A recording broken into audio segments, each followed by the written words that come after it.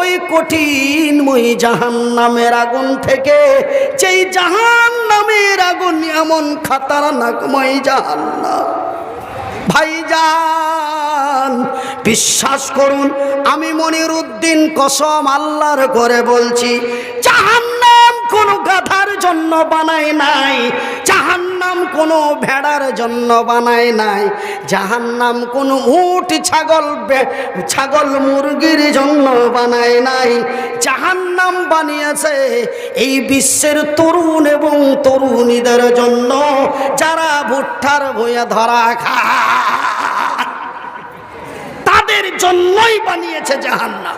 কোনো মুরগা মুরগি এটা ওটা গরু ছাগল ভেড়ার জন্য বানায় নাই, বানিয়েছে এই জাহান্নাম বানিয়েছে এই পৃথিবীর মানুষের জন্য, জান্নাত বানিয়েছে এই পৃথিবীর মানুষের জন্য। জান্নাতেও কোনো গাধা ঘোড়া কুত্তা বিড়াল যাবে না, জাহান্নামেও কোনো গাধা কুত্তা বিড়াল যাবে না। জান্নাতে যাবে এই তরুণ তরুণীরা, জাহান্নামে যাবে এই তরুণ তরুণীরা। তবে আমি আপনাদের ওই টেনশন করতে বলেছি যে সেই জাহান্নাম এমন এক খতরনাকময় জায়গা, আল্লাহর কসম করে বলছি ভাই, বিশ্বাস যদি না করুন, আমাদের হরিশ্চন্দ্রপুর থানায় আমার চাইতে উঁচা উঁচা মোটা মোটা চওড়া চওড়া লম্বা লম্বা মাওলানা বা মুলবি আছে, তাদেরকে জিজ্ঞাসা করবেন জাহান্নাম এমন খতরনাকময় জায়গা। ভাইজান ওই জাহান্নামীদের এমন শাস্তি দেওয়া হবে, আমার ক্ষুদ্র শিক্ষা অনুযায়ী আল্লাহর কোরআন এবং রাসূলের হাদিস যতটুকুন ক্ষুদ্র জ্ঞানে পড়ে দেখেছি, জাহান্নামে এমন এক কঠিন কঠিন শাস্তি দেওয়া হবে। তবে বিশেষ করে আজকে যারা জালসার মাহফিল ছেড়ে দিয়ে রাস্তায় যুবতী যুবতী আমার মেয়ের মতো, যুবতী যুবতী আমার বোনের মতো, যুবতী যুবতী আমার ভাবির মতো, তারা জালসার মেন জায়গায় না থেকে তারা রাস্তায় শুধু এমনি করে চলে। ওরে আমার যুবতী মেয়েরা, ওগো আমার যুবতী বোনেরা, রে আমার ভাবিরা, জালসার নাম করে এসে দোকানে আড্ডা মারো, শোনো ওই জাহান্নামের শাস্তি। যারা রাস্তায় আড্ডা মেরে বেড়ায়, যারা রাস্তায় বেহায়া বেপরদা হয়ে চলে, যারা অঙ্গ প্রত্যঙ্গের হেফাজত করে না, কেন আমার আল্লাহ তো বলেছেন আল্লাযীনাহুম লিফুরুজিহিম হাফিজুন, রে বিশ্ব জগতের নর নারীরা, তোমরা তোমাদের সারাম গায়ের হেফাজত করো, তোমরা তোমাদের গুপ্তঙ্গের হেফাজত করো। কিন্তু ভাইজান আজকে আমার মেয়ে, আপনার মেয়ে, আমার বোন, আপনার বোন যারা রাস্তায় বেহায়া বেপরদা হয়ে রূপচর্চা করে রাস্তায় রঙ্গ করে হাঁটে, শুনেলেন তাদের কি শাস্তি জাহান্নামের মধ্যে। ভাই গো, আমার আল্লাহ জিবরাইলকে একদিন ডেকে বলেন, ওগো জিবরাইল, আমার প্যারা হাবিব নবী মুহাম্মাদের কাছে যাও, আর আমার নবীকে সঙ্গে লইয়া আমার সার্বভৌমত্ব সফর করিয়ে দাও। সেই সফরটাকে বলা হয়েছে মেরাজ। সেই সফরটাকে কি বলা হয়েছে? কি বলা হয়েছে? আমার আল্লাহ বলেন, জিবরাইল গো, আমার নবীকে জান্নাতে জাহান্নাম কোথায় কি আছে সমস্ত কিছু আমার রাসূলকে দর্শন করিয়ে দাও, বিশ্ব ভ্রমণ করিয়ে দাও, জান্নাতটাও দেখিয়ে দাও, জাহান্নামটাও দেখিয়ে দাও। কেন এই জান্নাত এই জাহান্নামে আমার নবীর উম্মত উম্মতি ছাড়া অন্য কাউরি পাঠানো হবে না। সেহেতু আমার নবীকে জান্নাতটাও দেখিয়ে দাও, আমার রাসূলকে জাহান্নামটাও দেখিয়ে দাও। ভাই গো, জাহান্নাম শব্দটি যখন মুখ দিয়ে বের হয়, মনে হয় সারা অঙ্গ কেঁপে উঠে। বন্ধুরে, আমার রাসূলকে যখন জাহান্নাম দেখাতে নিয়ে গেলেন, যখন জাহান্নাম দেখাতে নিয়ে যায়, জাহান্নামের কাছাকাছি যাওয়াতে দেখতে পাওয়া গেল, শুনতে পাওয়া গেল, জাহান্নামের ভিতর থেকে বিকট বিকট আওয়াজ বের হয়। সেই আওয়াজ কোনো গাধার নয়, সেই আওয়াজ কোনো ঘোড়ার নয়, সেই আওয়াজ কোনো উটের নয়, সেই আওয়াজ কোনো পুরুষের নয়। জাহান্নামের ভিতর থেকে যে আওয়াজ বেরিয়ে আসছে সেই আওয়াজ যেন মহিলাদের আওয়াজ। জাহান্নামের ভিতর থেকে যেই বিকট আওয়াজ বেরিয়ে আসছে, রাসূলের কানের মধ্যে যে আওয়াজটা লাগলো সেগুলো যেন যুবতী সুন্দরী রমণীদের আওয়াজ। ভাইগা, সেই আওয়াজটা কিসের আওয়াজ? তাদের লোহার হাতুড়ি দিয়ে পিটাচ্ছে তার আওয়াজ নাকি? না না না না।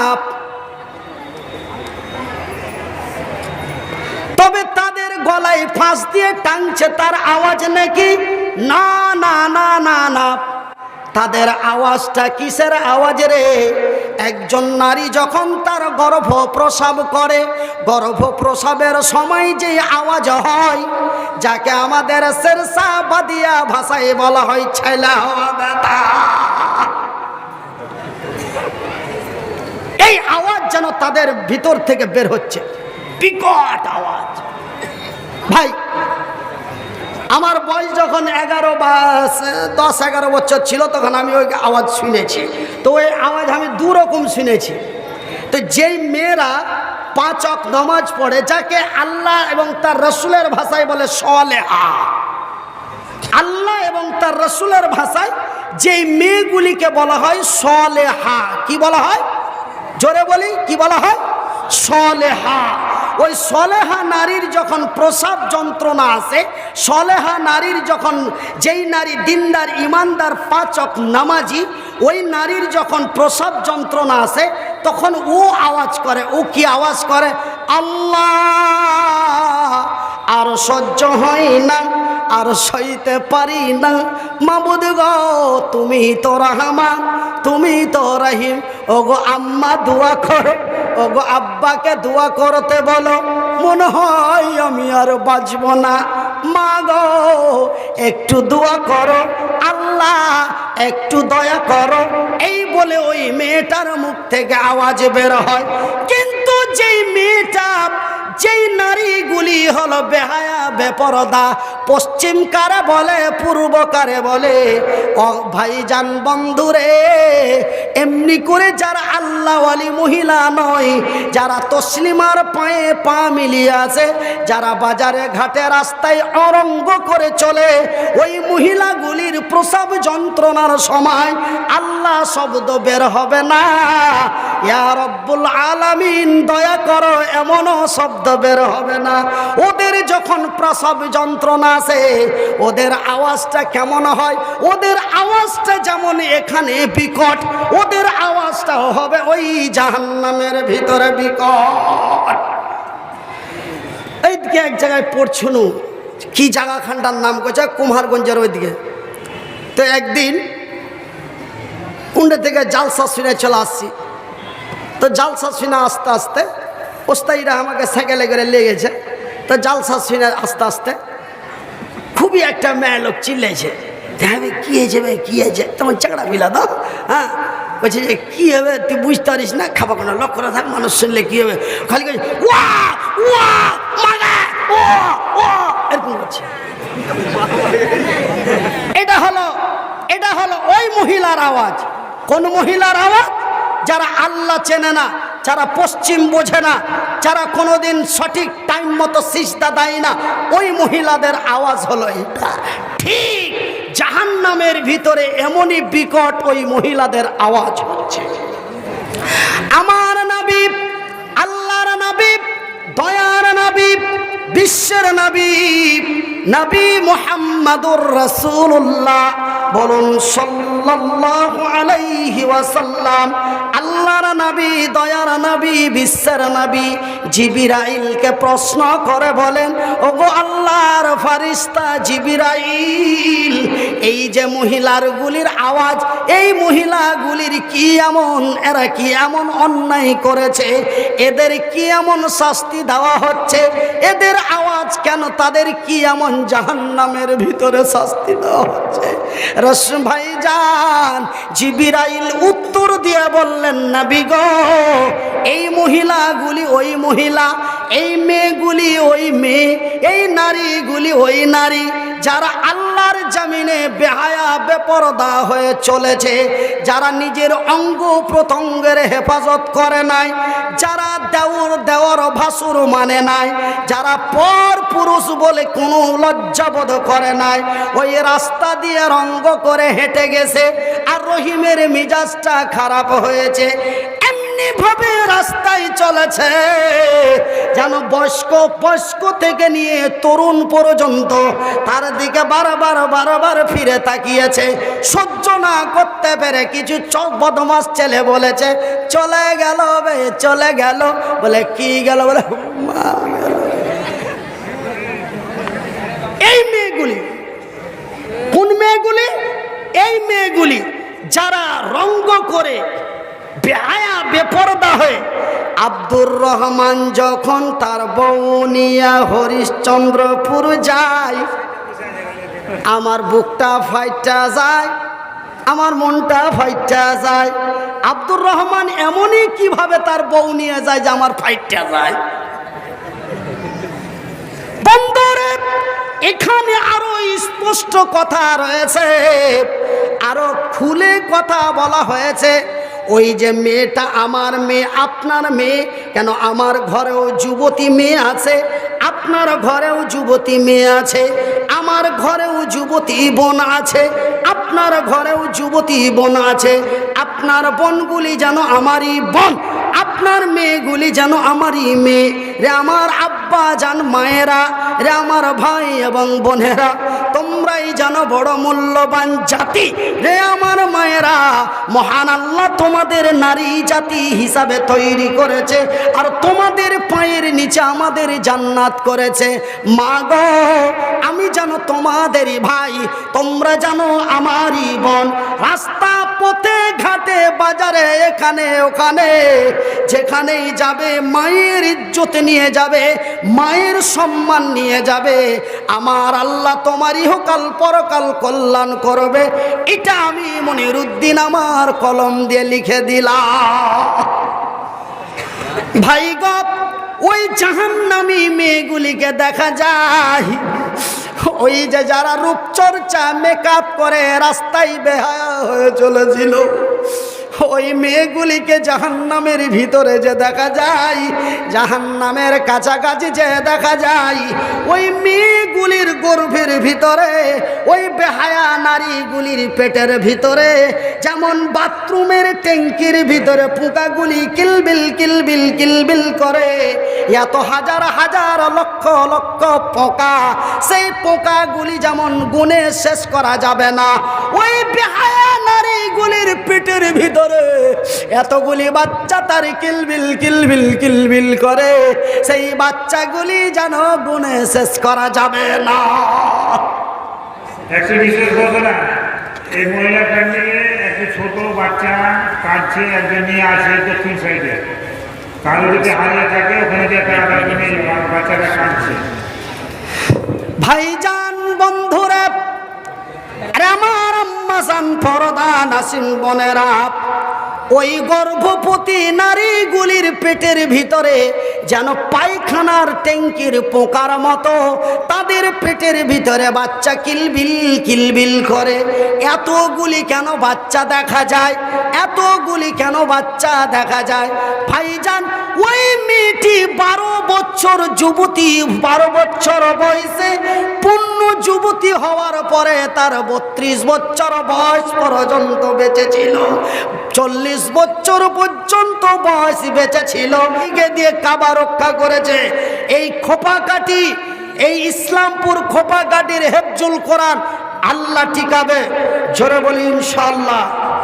আমি যখন হরিশ্চন্দ্রপুরে এতিমখানা খুললাম, বলছে কয়দিন চলবে?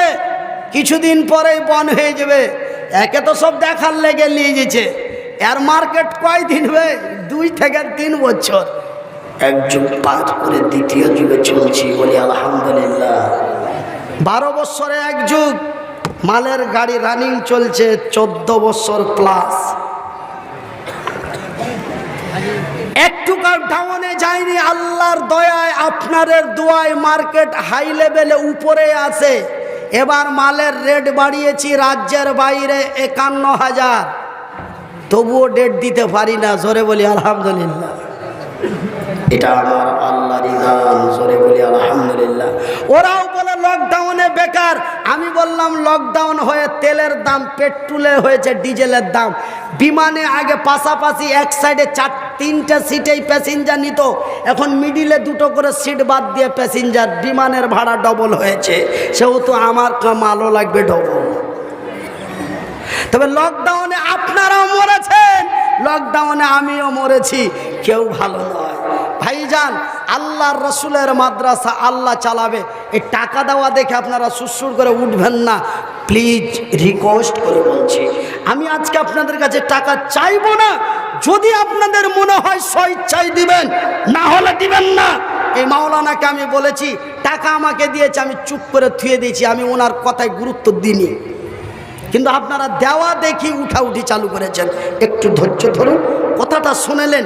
এই জাহান্নামীরা তাদের আওয়াজ সহ্য না করতে পেরে, ওই যে ভাই দলের মধ্যে মাছ ধরে, ওখানটাকে কি কয় যে দলের মধ্যে মাছ ধরে এনে এনে করে ঘুরায়, তখন ওর আঁকুড়াতে মাছ লেগে যায়, ওখানটা কি কয়?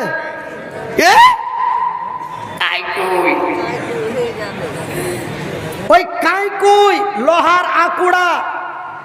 ওই জাহান্নামীরা, ওই জাহান্নামী নারীদের চিৎকার সহ্য না করতে পেরে তারা ওই লোহার আঁকুড়া দিয়ে ওই গর্ভবতী নারীর পেটের বাচ্চাগুলি আঁকুড়া দিয়ে টেনে টেনে বার করবে।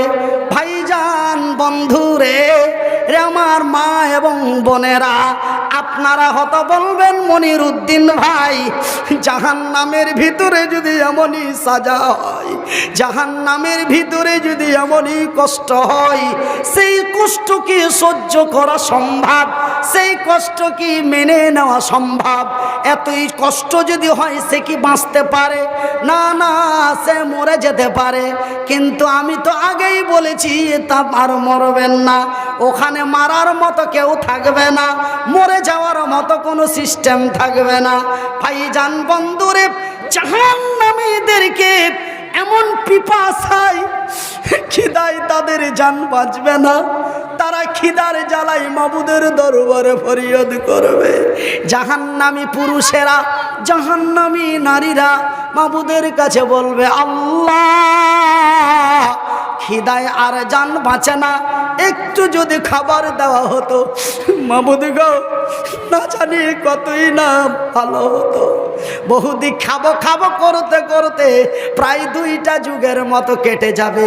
তারপরে আমার আল্লাহ বলে, রে আমার ফারিস্তারা, ওই আব্দুল্লাহর বাপ জাহান্নামে চেঁচাচ্ছে, তাকে কিছু খাবার দিয়া। সেই খাবারটা আপনাকে বিরিয়ানি চপ দেবে না, সেই খাবার আপনাকে ডালডাই ভাজা রুটি দিবে না, আপনাকে একটি খাবার দিবে রে, সেই খাবারটি হলো পানি ফলের মতো। পানি ফল কাকে বলে ভাই? সিংহড়া। পানি, আপনাকে পানি ফলের মতো একটা খাবার দেওয়া হবে, সেই পানি ফলটাকে আমরা বলি সিংহড়া।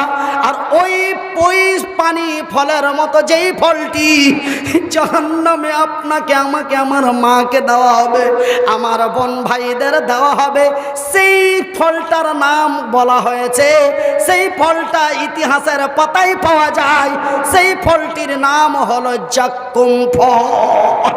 এই ফলটি যখন তারে দেওয়া হবে, খিদার জ্বালায় কপ করে খেয়ে ফেলবে।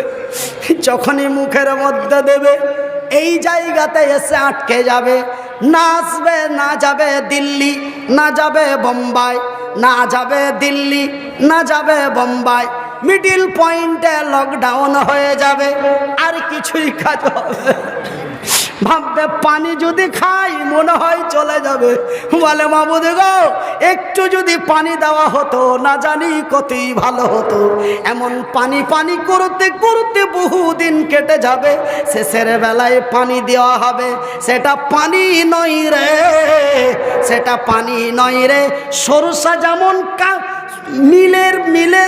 মিলের হলারে সরষা দিলে যেমন অন্য জায়গা দিয়ে তেল বের হয়, জাহান্নামীরা যেখানে পুড়বে জ্বলবে তাদের পুজ রক্ত হাড্ডিগুলি গলে গলে গলে গলে একটি নহরের মতো বেরিয়ে যাবে। ভাইগা ওই নহর দিয়ে বেরিয়ে বেরিয়ে যাবে ফুটান্ত ওই চিনির সেরার মতো টকবগ করে ফুলবে।